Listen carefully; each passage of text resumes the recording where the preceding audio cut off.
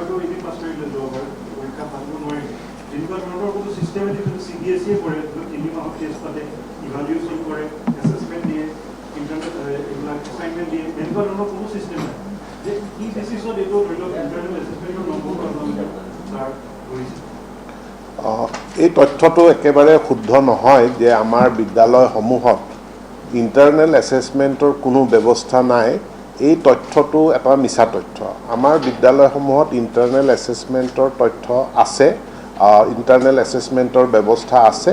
মাত্ৰ আমাৰ একাংশ কিছু সংখ্যক বিদ্যালয়ত এইখিনি পালন কৰা নাই তো যিখিনি বিদ্যালয়ত পালন কৰা নাই এই বিদ্যালয়খিনিৰ ক্ষেত্ৰত আমি নিশ্চিতভাৱে ব্যৱস্থা গ্ৰহণ কৰিম কিন্তু এই প্ৰক্ৰিয়াটোত আমি দেখিছোঁ আমাৰ প্ৰায়বিলাক বিদ্যালয়ত এনে ব্যৱস্থা আছে আৰু তাৰ ভিত্তিত আমি যি নম্বৰ দিয়াৰ কথা কৈছোঁ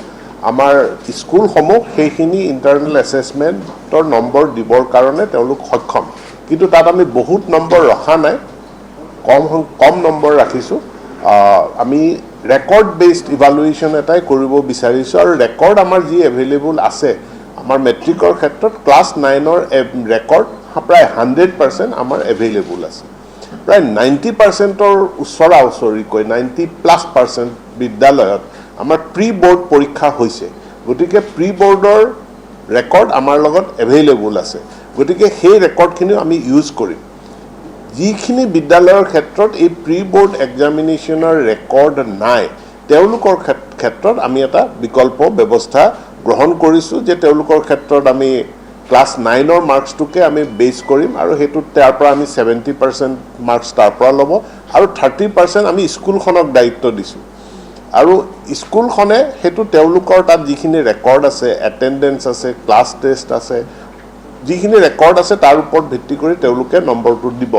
আৰু কোনো পৰিস্থিতিত এই ইয়াৰ জৰিয়তে পাছ কৰা বা ডিভিজন লাভ কৰা ছাত্ৰ ছাত্ৰীৰ সংখ্যাটো যোৱা 3টা বছৰৰ যিটো গড় হিচাপ আছে ৰিজাল্ট আছে সেই বিদ্যালয়খনৰ তাৰ 10%তকৈ ওপৰত বেছি ভেৰিয়েশ্যন হ'ব নোৱাৰিব কমো হ'ব নালাগে বেছিও হ'ব নালাগে 10%ৰ ভিতৰত থাকিলে আমি এইটো এটা ৰিজনেবল এছেছমেণ্ট হৈছে বুলি আমি ধৰি লওঁ কিয় নাথাকে ক্লাছ 9ত ৰেকৰ্ড নথকাকৈ 10ত ক'ৰ পৰা আহিব 10ততো আহিবই নোৱাৰে তেতিয়াহ'লে সেইটো এটা বেলেগ কেছ হৈ যাব ক্লাছ 9ৰ যদি ৰেকৰ্ড নাই ক্লাছ 9ৰ ৰেকৰ্ড নোহোৱাকৈ কোনো ছাত্ৰ ছাত্ৰী নাই 9ৰ ৰেকৰ্ড আমাৰ এভেইলেবল আছে এতিয়া এই দুয়োটা ফৰ্মুলা ইয়াতো যদি আপুনি খুব সহজভাৱে বুজিব বিচাৰে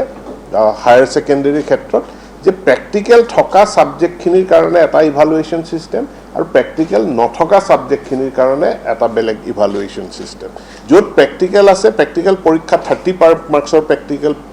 হৈছে তো সেই তাৰ পৰা আমি তেওঁ কি পাইছে সেইটো ইভালুৱেশ্যন সেইটো কাউন্সিলৰ লগত সেই তথ্যখিনি আছে আৰু য'ত এই প্ৰেক্টিকেলৰ ব্যৱস্থাটো নাই তাত এটা বেলেগ ফৰ্মুলা এপ্লাই কৰা হ'ব আৰু সেইখিনি আপোনালোকৰ আগত জনাইছে আৰু এই relevant portion of the report এইখিনি আজি এই অলপ কেইটামান মুহূৰ্তৰ পাছত এইখিনি ৱেবছাইটত সকলোৰে কাৰণে এভেইলেবল হৈ যাব আৰু কাৰোবাক যদি ইয়াতে কপি লাগে আমি ফটোকপি কৰি আপোনালোকক এতিয়াই দি দিম তাৰ সেইটো ডিটেইল তথ্যখিনি আপোনালোকে পাই যাব ইয়াৰ লগত গুৰুত্বপূৰ্ণ কেইটামান সিদ্ধান্ত আছে সেইকেইটা কথা ক'ব বিচাৰিছোঁ কোনো ছাত্ৰ ছাত্ৰীয়ে এই ইভালুৱেশ্যন প্ৰক্ৰিয়াত যদি সন্তুষ্ট নহয় কোনো ছাত্ৰ ছাত্ৰী এই ইভালুৱেশ্যন প্ৰক্ৰিয়াত যদি সন্তুষ্ট নহয় তেওঁলোকে পৰীক্ষা দিব পাৰিব আৰু সেই পৰীক্ষা আমাৰ সেৱা আৰু কাউন্সিলে পৰীক্ষা অনুষ্ঠিত কৰিব আমি কৈছোঁ 15 ছেপ্টেম্বৰৰ ভিতৰত আমি পৰীক্ষা অনুষ্ঠিত কৰিবৰ কাৰণে চেষ্টা কৰিম যদি 15 ছেপ্টেম্বৰৰ ভিতৰত পৰীক্ষা অনুষ্ঠিত কৰাৰ কাৰণে এটা সুস্থিৰ পৰিস্থিতি নহয় তেনেহ'লে তাৰ পাছত পৰীক্ষা অনুষ্ঠিত হ'ব দৰকাৰ হ'লে 2022 চনত হ'লেও পৰীক্ষা অনুষ্ঠিত হ'ব অৰ্থাৎ ইম্প্ৰুভমেণ্ট বেটাৰমেণ্টৰ কাৰণে যিসকল ছাত্ৰ ছাত্ৰী আগ্ৰহী তেওঁলোকৰ আবেদনৰ ভিত্তিত সেই পৰীক্ষা অনুষ্ঠিত হ'ব আৰু তেতিয়া যি একেটা roll number same roll number তেওঁলোকে পৰীক্ষা দিব পাৰিব আৰু তেওঁলোকে তাৰ ফলাফলো পাব চাৰ্টিফিকেটো পাব পৰীক্ষা আমি পাতিমেই যিসকলে এইটো আবেদন ভিত্তিক কোনো যদি আবেদন নকৰে তো পৰীক্ষাত আমি পাতিব নোৱাৰোঁ কিন্তু যিসকলে বেটাৰমেণ্টৰ কাৰণে এই নম্বৰ পদ্ধতিত সন্তুষ্ট নহয় আৰু তেওঁলোকে ফিজিকেল পৰীক্ষাত বহিব বিচাৰে তো তেওঁলোকৰ কাৰণে বোৰ্ড আৰু কাউন্সিলে পৰীক্ষা অনুষ্ঠিত কৰিব কিন্তু আবেদনকাৰীৰ সংখ্যা যদি কম হয় তেতিয়াহ'লে কাৰণ মেট্ৰিকৰ এজন হ'লেও আমি পৰীক্ষা পাতিম, এজন হ'লেও আমি পৰীক্ষা পাতিম। যদি কোনোবা অসন্তুষ্ট আমাৰ নাম্বাৰিং ছিষ্টেমত আৰু তেওঁ যদি কয় যে মোৰ ফিজিকেল এক্সামিনেশ্যনৰ জৰিয়তে মোৰ ইভালুৱেশ্যন হওক, তেনেহ'লে আমি পৰীক্ষা পাতিম আৰু পৰীক্ষাৰ জৰিয়তে তেওঁ যি নম্বৰ পায় সেইটোৰ ভিত্তিত তেওঁ মাৰ্কশ্বিট পাব। দ্বিতীয় গুৰুত্বপূৰ্ণ কথাটো হ'ল যে আপোনালোকে মন কৰিছে যে আমাৰ অসম চৰকাৰৰ শিক্ষা বিভাগ, বিশেষকৈ টেট শিক্ষক আৰু নিৰ্দিষ্ট কিছুমান চাকৰিৰ ক্ষেত্ৰত মেট্ৰিকত লাভ কৰা নম্বৰ আৰু হায়াৰ ছেকেণ্ডেৰীত লাভ কৰা নম্বৰটোৰ জৰিয়তে তেখেতৰ মেৰিট এছেছমেণ্ট কৰা হয়। টেট শিক্ষক নিযুক্তিৰ ক্ষেত্ৰত কোনো পৃথক পৰীক্ষা অনুষ্ঠিত নহয়। তেওঁ মেট্ৰিকত কিমান নম্বৰ পালে, হায়াৰ ছেকেণ্ডেৰীত কিমান নম্বৰ পালে, গ্ৰেজুৱেশ্যনত কিমান নম্বৰ পালে আৰু টেটত তেওঁ কিমান পাৰ্চেণ্টেজ পাইছে, তাৰ ওপৰত ভিত্তি কৰি পেলাই তেখেতৰ মেৰিট ইভালুৱেশ্যন হয় বা মেৰিট এছেছমেণ্ট হয়, চাকৰি পোৱা নোপোৱাটো নিশ্চিত হয়। এনেকুৱা অসম চৰকাৰ আৰু কোনোবা ডিপাৰ্টমেণ্ট থাকিব পাৰে যি ডিপাৰ্টমেণ্টত কেৱল মেট্ৰিকৰ হায়াৰ ছেকেণ্ডেৰীৰ নম্বৰৰ ভিত্তিত ছাবষ্টেঞ্চিয়েলি সেইটোৰ ওপৰত ভিত্তি কৰি বাছনি কৰা হয়, নিযুক্তি প্ৰক্ৰিয়া কৰা হয়। যিসকল পৰীক্ষাৰ্থীয়ে অদূৰ ভৱিষ্যতে এই অসম চৰকাৰৰ টেট শিক্ষক বা অসম চৰকাৰৰ অন্য কোনো চাকৰি য'ত ছাবষ্টেঞ্চিয়েলি মেট্ৰিকৰ নম্বৰ আৰু হায়াৰ ছেকেণ্ডেৰীৰ নম্বৰটোৰ ওপৰত বেছ কৰি মেৰিট এছেছমেণ্ট কৰা হয় বা সেইটো গণনা কৰা হয়, সেইসকল ছাত্ৰ ছাত্ৰীয়ে এই স্পেচিয়েল HSLC বা স্পেচিয়েল হায়াৰ ছেকেণ্ডেৰী পৰীক্ষাত তেওঁলোকে বহিব লাগিব। কাৰণ তেওঁলোকৰ কাৰণে এই পৰীক্ষাত যিটো নম্বৰ পালে সেইটো অসম চৰকাৰে এডুকেশ্যন ডিপাৰ্টমেণ্টে টেট পৰীক্ষাৰ ক্ষেত্ৰত বা তেনেকুৱা ধৰণৰ অন্য পৰীক্ষা য'ত নম্বৰটোৰ ওপৰত বেছ কৰিয়ে চাকৰিটো হ'ব, তাৰ কাৰণে এই পৰীক্ষাৰ ফলাফলটো প্ৰযোজ্য নহ'ব। দুটা পৰিস্থিতিত আমিতো স্পেচিয়েল পৰীক্ষা আমি পাতিমেই, সেই পৰিস্থিতিত দুটা পৰিস্থিতিত সেই পৰীক্ষাত ছাত্ৰ ছাত্ৰীসকলে বহিব পাৰিব। এটা হ'ল ইম্প্ৰুভমেণ্ট বা বেটাৰমেণ্টৰ কাৰণে, যে এইটো মাৰ্কিঙত মই সন্তুষ্ট নহ'লোঁ, গতিকে মোক বেটাৰমেণ্টৰ কাৰণে এটা স্ক'প দিব লাগে, বেটাৰমেণ্টৰ স্ক'পটো পাব। 2 নম্বৰ, টেট শিক্ষককে ধৰি অসম চৰকাৰৰ অন্যান্য চাকৰি, অসম চৰকাৰৰ অন্যান্য চাকৰি, যি চাকৰিত মেট্ৰিক আৰু হায়াৰ ছেকেণ্ডেৰীৰ নম্বৰটো গণনা হয়, সেই পৰীক্ষাৰ কাৰণে, সেই সমূহ পৰীক্ষাৰ্থীৰ কাৰণে আমাৰ স্পেচিয়েল টেট পৰীক্ষা হ'ব, পৰীক্ষাত তেওঁলোক বহিব লাগিব। ধন্যবাদ। হ'ব এই ছেম হয়।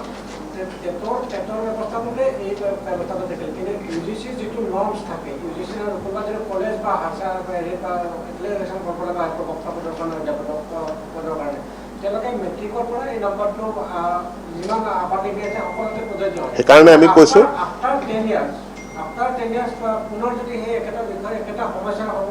হয়, সেইকাৰণে ছাত্ৰজনে এতিয়াই আমি তেওঁ নিৰ্ধাৰণ কৰি ল'ব লাগিব আৰু সেই কথাটো আমি সেইকাৰণে কৈছোঁ অসম চৰকাৰৰ শিক্ষা বিভাগৰ লগতে অন্যান্য বিভাগ, যি বিভাগত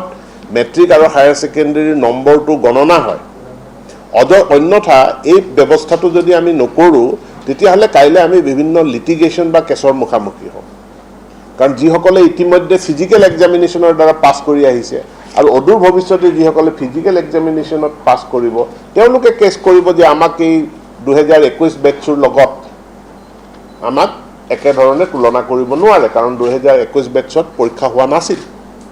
গতিকে 2021 বেটছৰ সেইসকল আকাংক্ষী ইণ্টেণ্ডিং ষ্টুডেণ্টছৰ কাৰণে পৰিস্থিতি ভাল হোৱাৰ লগে লগে পৰীক্ষা অনুষ্ঠিত হ'ব, প্ৰয়োজন সাপেক্ষে সেই পৰীক্ষা গৈ 2022 চনত হ'লেও অনুষ্ঠিত হ'ব।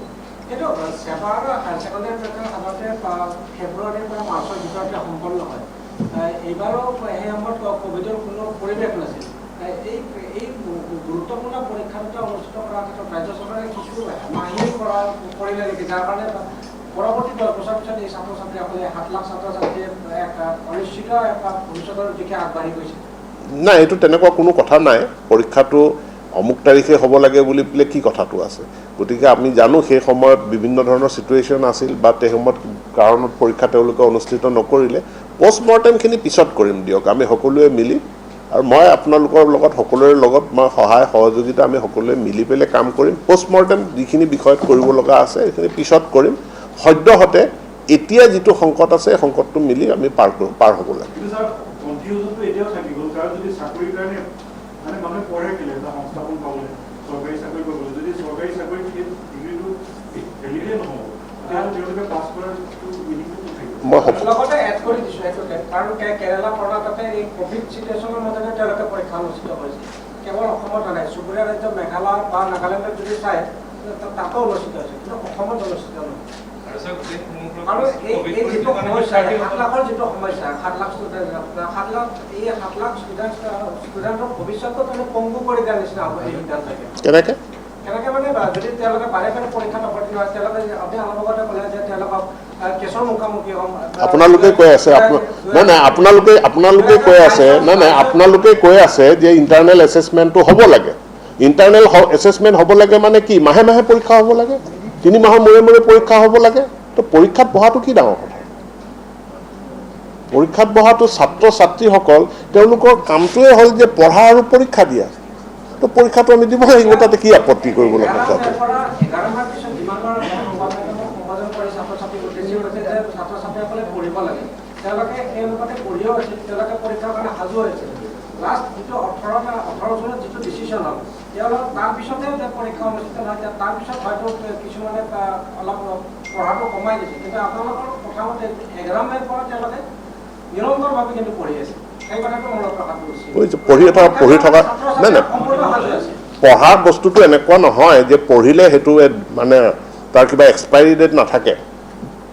যিটো জ্ঞান মানুহে লাভ কৰে যিটো শিক্ষা লাভ কৰে এইটোৰ কোনো এক্সপায়াৰী ডেট নাথাকে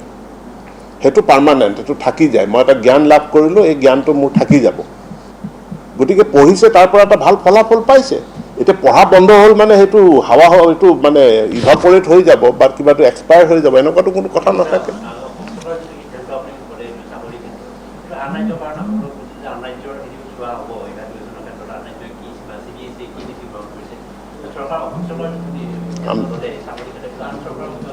সেইটো অসম সেইকাৰণে কৈছোঁ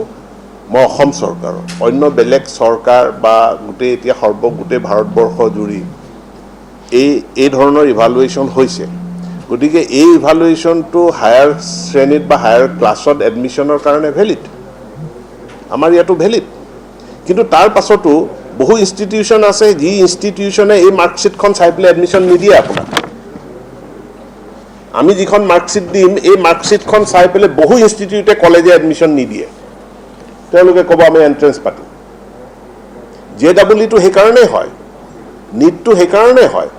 যে সেইটোতো মেট্ৰিকৰ নম্বৰৰ ওপৰত বেছ কৰি হায়াৰ ছেকেণ্ডেৰী নম্বৰৰ ওপৰত বেছ কৰিতো তেওঁলোকে এডমিশ্যন নিদিয়ে আকৌ পৰীক্ষা পাতে ঠিক তেনেকৈ যিবিলাক আমাৰ বিভিন্ন ইনষ্টিটিউশ্যন আছে আজি কাইলৈ কোনোবা কলেজ এখনে ক'ব পাৰে জনকল্যাণ কলেজে ক'ব পাৰে যে আমি এণ্ট্ৰেঞ্চ টেষ্ট পাতিম তো পাতিব এণ্ট্ৰেঞ্চ টেষ্ট ছাত্ৰ ছাত্ৰীয়ে দিব লাগিব ঠিক তেনেকৈ আমি এটা employing authority state government employing authority state গভৰ্ণমেণ্টে আমি এতিয়াই কৈ দিছোঁ আগতীয়াকৈ যে আমাৰ টেট মাষ্টৰ পৰীক্ষা আৰু ষ্টেট গভৰ্ণমেণ্টৰ বিভিন্ন চাকৰিৰ কাৰণে যিসকলে ভাবে যে আমি এনেকুৱা চাকৰিত যাব পাৰোঁ তেতিয়াহ'লে তেওঁলোকে এতিয়াই এই আমাৰ যিটো স্পেচিয়েল পৰীক্ষা হ'ব পৰীক্ষাটোত বহিব লাগিব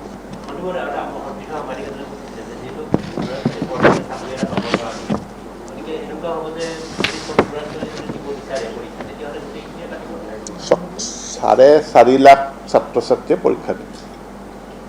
সৰ্বমুঠ আমাৰ অসমত চাকৰিয়াল মানুহৰ সংখ্যা আছে এৰাউণ্ড 5 to 6 লাখ গতিকে এই 4.5 লাখৰ পাছৰ ভিতৰৰ পৰা ষ্টেট গভৰ্ণমেণ্টৰ চাকৰিলৈ যিমানখিনি মানুহ যাব সেইটো হাজাৰত থাকিব লাখত নাথাকে কিন্তু এতিয়া আপোনাৰ সিদ্ধান্ত ল'ব নোৱাৰে ছাত্ৰ-ছাত্ৰী পঢ়ি আহিছে ভৱিষ্যতে সিদ্ধান্তবোৰ সলনি হৈ থাকে গতিকে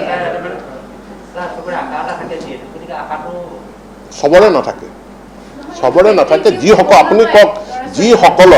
যিসকলৰ আশা থাকে তেওঁলোকৰ কাৰণেহে আমি স্পেচিয়েল পৰীক্ষাটো পাতিম আপুনি সেইটোতো মই কেনেকৈ ক'ম এতিয়া মানে you aspire to do something you aspire to achieve something আপুনি কিবা এটা আশা কৰিছে কিবা এটা আপুনি পৰিকল্পনা কৰিছে তাৰ কাৰণে কামটোতো আপুনি পৰিকল্পনাটো এতিয়াই কৰিব লাগিব যিসকলে সেইকাৰণে আমি কৈ আছোঁ বাৰে বাৰে যিসকলে পৰিকল্পনা কৰিছে যিসকলে আশা কৰিছে আমি ৰাজ্য চৰকাৰৰ চাকৰিত যাম তো তেওঁলোকৰ কাৰণে আমি বিশেষ পৰীক্ষা পাতিম আৰু পৰীক্ষা তেওঁলোকে এপিয়াৰ কৰিব নম্বৰ পাব সেই নম্বৰটো তেওঁলোকৰ কাৰণে বাকী ভেলিড হৈ থাকিব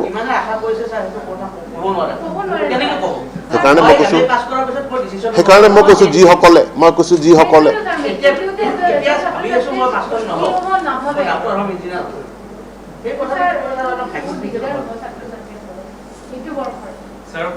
উপায় নাই আমাৰ উপায় নাই আমাৰ হাতত কোনো উপায় নাই উপায় নাই বুলি হয়তো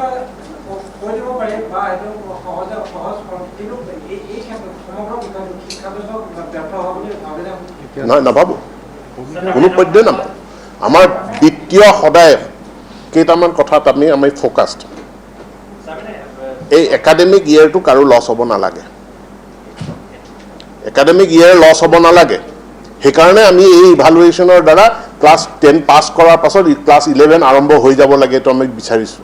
ক্লাছ 12ৰ ৰিজাল্ট আউট হৈ যাব লাগে তেওঁলোকে তেওঁলোকৰ নেক্সট এডমিশ্যনবিলাক নেক্সট একাডেমিক কেৰিয়াৰ মানে ইয়েৰটো আৰম্ভ কৰিব লাগে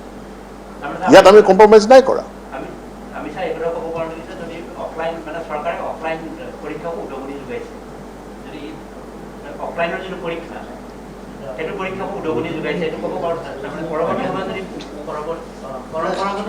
পৰম্পৰা নিশ্চিতভাৱে সেইটো আছে থাকিব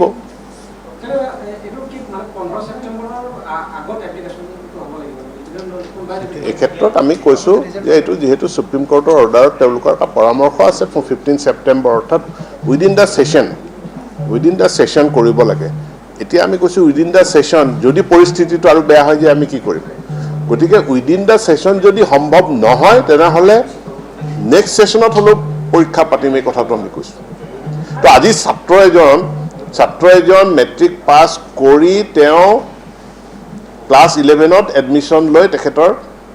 মানে শৈক্ষিক জীৱনটো তেখেতে চলাই যাব কিন্তু এৰি থৈ যোৱা ক্লাছ 10ৰ এক্সামটোৰ যদি বেটাৰমেণ্ট তেওঁ দিব বিচাৰে পিছত বেটাৰমেণ্টটো দিয়াৰ স্ক'পটো আমি দিব বিচাৰিছোঁ হয় অফক'ৰ্ছ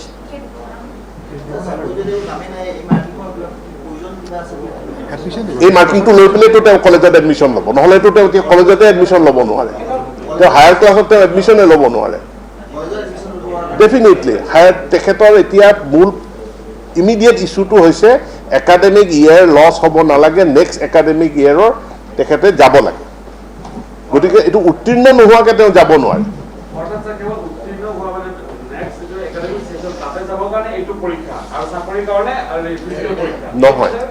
নহয় এনে বহু ছাত্ৰ ছাত্ৰী আছে যিসকল ছাত্ৰ ছাত্ৰীৰ কাৰণে এই মেট্ৰিকত কিমান নম্বৰ পালে এইটো ইম্পৰ্টেণ্ট নহয় কোৱালিফাইং এক্সামিনেশ্যন তেওঁলোকৰ কাৰণে মেট্ৰিক পাছ কৰিলে এইটোৱেই যথেষ্ট এইটো যে কোৱালিফাইং এক্সাম তো যিসকলৰ কাৰণে কোৱালিফাইং এক্সাম এইটো তেওঁলোকৰ কাৰণে একো প্ৰয়োজন নাই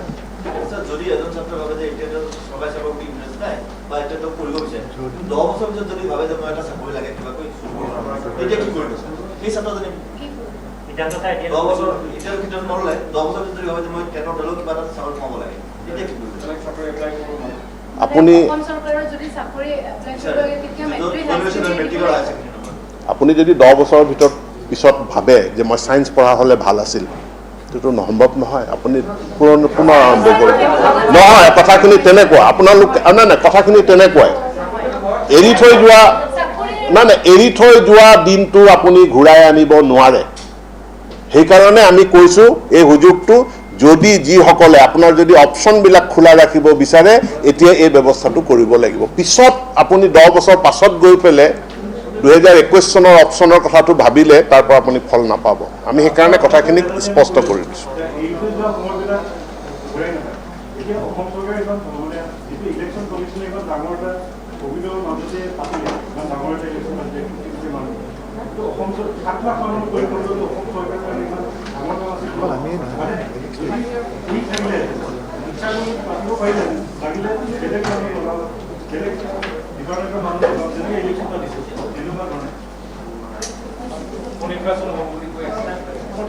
পৰীক্ষাৰ কাৰণে 20 লাখৰ যিটো গেডাৰিঙৰ কথাটো কোৱা হৈছে 20 লাখ গেডাৰিং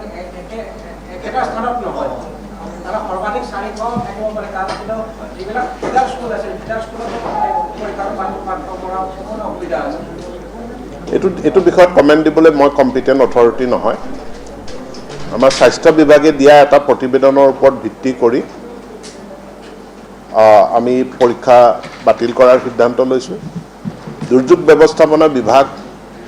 স্বাস্থ্য বিভাগ তেওঁলোকে এইটো বিষয়ৰ ওপৰত কম্পিটেণ্ট অথৰিটি কমেণ্ট দিয়াৰ কাৰণে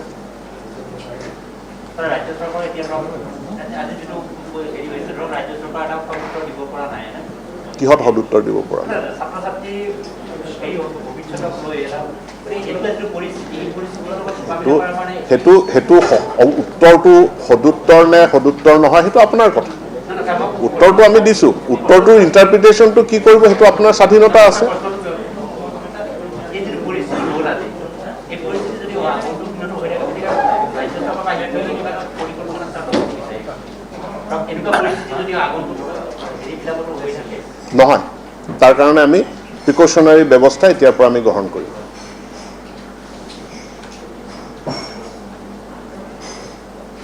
মূল কথাটো হ'ল আপুনি ডিছকাশ্যন হ'ল মূল কথাটো হ'ল এইটো সিদ্ধান্ত লোৱা হৈছে যে বেটাৰমেণ্টৰ কাৰণে কোনোবা ইচ্ছা কৰিলে পৰীক্ষা দিব পাৰিব এজন ছাত্ৰ হ'লেও আপোনালোকে পৰীক্ষা পাতিম আৰু বাকী এই চাকৰি বাকৰি টেট কিবাৰ কাৰণে যদি কোনোবা যদি আগ্ৰহী তেওঁলোকে আপোনালোকে 2022 চনত হ'লেও এটা পৰীক্ষা পাতিব ফিজিকেল পৰীক্ষা তেওঁলোকে বহিব লাগিব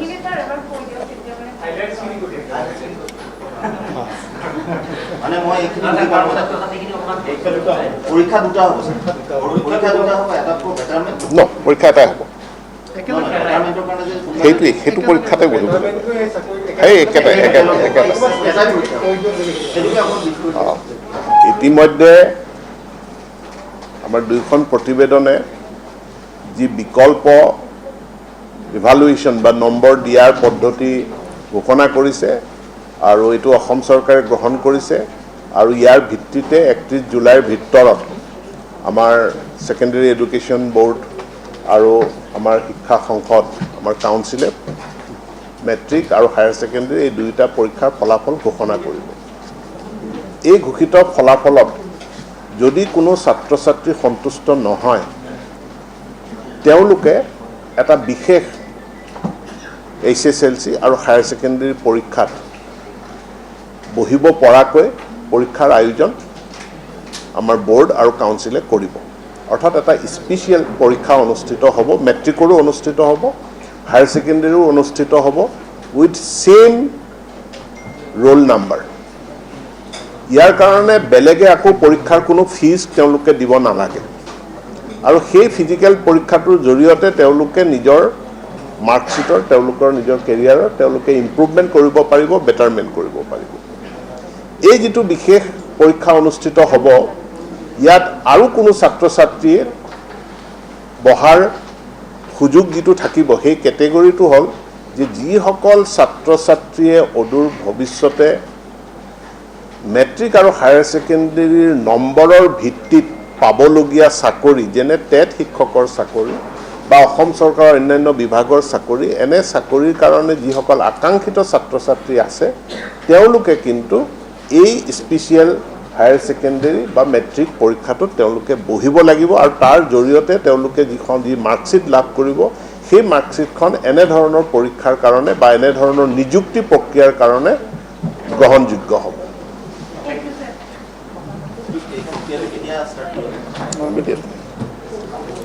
ইমিডিয়েটলি আৰু আমি ট্ৰাই কৰিম কোভিড চিটুৱেশ্যনটো আমি চাই আছোঁ চিটুৱেশ্যন ইম্প্ৰুভ হ'লে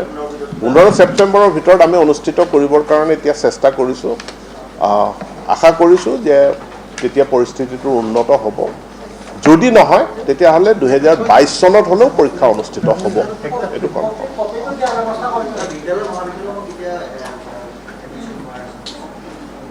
পৰিস্থিতিটো অকণমান চাই লওঁ